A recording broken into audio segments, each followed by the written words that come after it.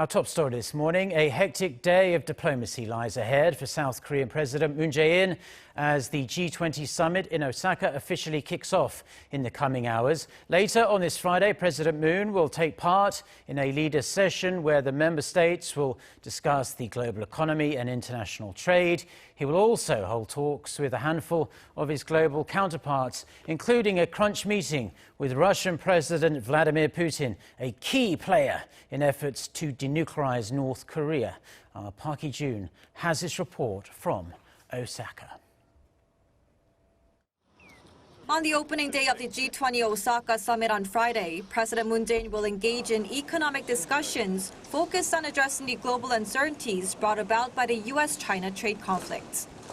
A session will be held on the global economy, trade, and investment, one of the four themes of the 14th G20 meeting.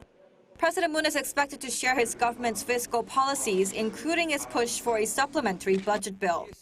He is also expected to call for joint diplomatic efforts among the G20 nations in addressing global economic issues, including trade tensions.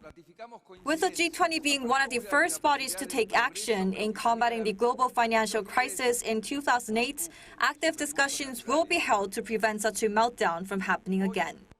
President Moon will also be occupied with a scheduled summit with Indonesia and poolside talks with India and the Netherlands.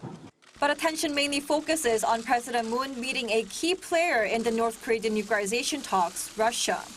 This is perhaps the most important discussion of the day in terms of furthering his peace drive on the Korean Peninsula. President Moon is expected to learn of North Korean leader Kim Jong-un's thoughts from Kim's bilateral summit with Vladimir Putin in April and ask for Russia's continued support for his peace drive on the Korean Peninsula.